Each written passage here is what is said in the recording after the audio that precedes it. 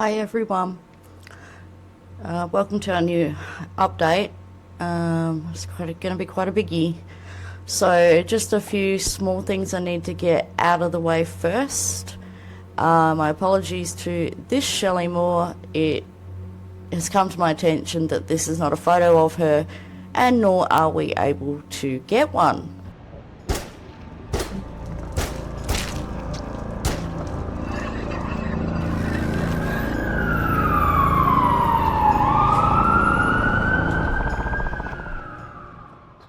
Which is quite strange.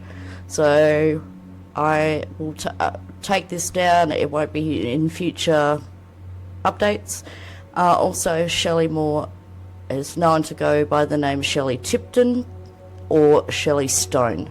So if anyone has a photo of her, preferably current, please email it to me at missmurderaustralia@gmail.com. We've also started a GoFundMe campaign.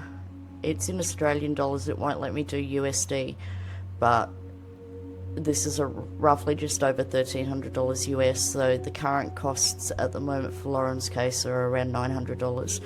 The important thing is getting data off, data extraction from devices, so I'll put the link in the description for this if you could kindly donate, share, prayers, whatever.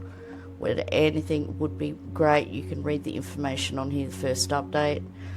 And if you need to confirm with Karen that this is legitimate, because at the moment she's so busy not being able to set up anything for Voices for Justice, so you can find her on Facebook on the Missing Lauren Thompson pages if you have any questions regarding the authenticity of this. So, or you can Google my past campaigns that I've done. So this email was received this morning. Obviously, I'm not going to say who sent it, but I do want to read it out and address it. I really think that information that's received needs to be investigated more before you go public with it. Do you realise the impact a false accusation can have on a person, especially if they're a black man in a small country town? You have slandered two of my close friends on your updates on YouTube. You made a public apology to one of them already because of the lack of investigating information. Lester Lewis did not know Lauren. He seen her once but didn't even speak to her, and they had a text conversation on Facebook once.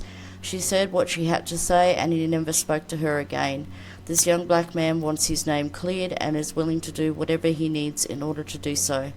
As I said before, leads need to be researched more so innocent people doesn't get their name dragged through the mud and their lives ruined. It's hard to unsay what's been said and people have a hard time forgetting it too. Thank you for your time and I hope you get this matter resolved soon. He too would also like a public apology and his name cleared. In response to this, please don't play the race card. I don't care if you're black, white, orange, yellow, whatever.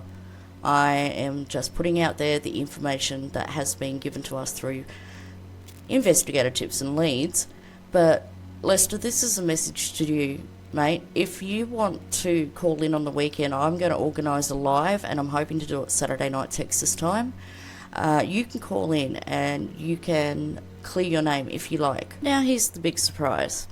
Remember, we said in previous updates that Sheriff Lake had said that there were no records available to be requested for FOIA, and that's a lie. So here we go, Kevin, this is for you.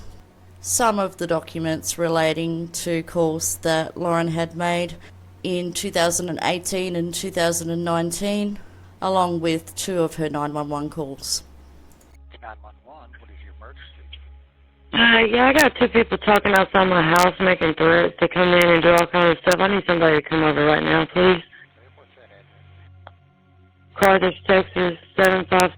And they're probably going to take off now, but they're going to be in one of these houses empty around the block or something. I'm not real sure where they're at, but I've just been hearing them all night. They're trying to get in your house. No, they've been talking about what they're going to do. I think it's my boyfriend and his cousin or something. I don't know who, but they're talking about what they're going to do, go in and grab my phone and do this and do that, and I got a gun that's missing right now. They're talking about doing something with this gun and then putting it on me. So, yeah, I need somebody to come over here, please. Who am I speaking with? This is Lauren Thompson, and I've got some recordings too. So, Okay, Miss Thompson, I'll have an officer en route. all right, thank you.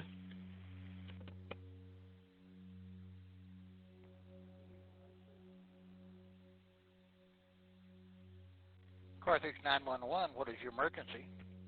I've got some people staying outside the house. I need police to get over here. Okay, and where's this at, ma'am?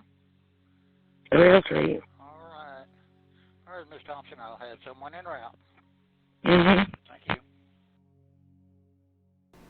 Out of this whole update and this whole case, this is probably the most upsetting piece to me so far. One brave woman who won't ever be named has bravely written of her experiences with Carthage Police Department and how out there they're not doing anything to help the victim. So it reads, I have been a resident of Carthage, Texas, Panola County for my entire life. In 2014, I was drugged and raped multiple times over a period of approximately 1 month by someone I knew and trusted. This person would render me unconscious with GHB and allow other men to come and sexually assault me, basically selling me without my knowledge or consent.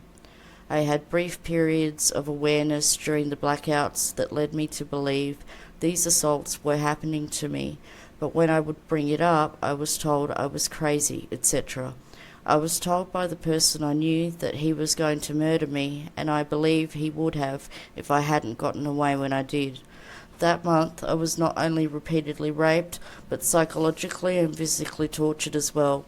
I was burnt with cigarettes, bound and left with ligature marks on both wrists and ankles, and numerous other injuries. I was terrified and feared for my life and turned to Carthage PD to report experiences I'd had, gave them names of those involved, and was taken to have a rape kit done. However, when I called CPD to follow up approximately 2 months after, they said they had never filed the report because they assumed I'd gone back around to the person.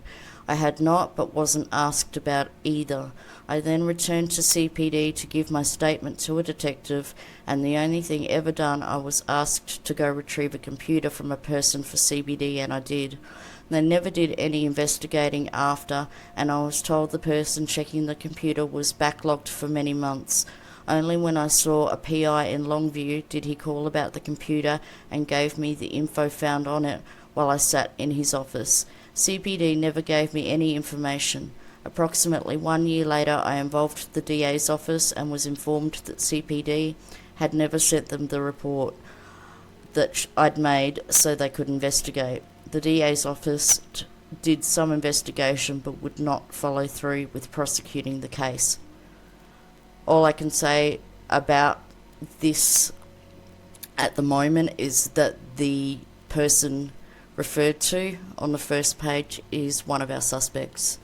Just to wrap up this update, Panola County Sheriff's Office, when they released information about Lauren, they have her as 5'5" and 190 pounds. She's not 190 pounds, she's 135 pounds. So I just want to get that correction out there. Please like, share and subscribe to the channel. Make sure you hit the notification bell so you get updates of when the next update or live will be. This is just the beginning.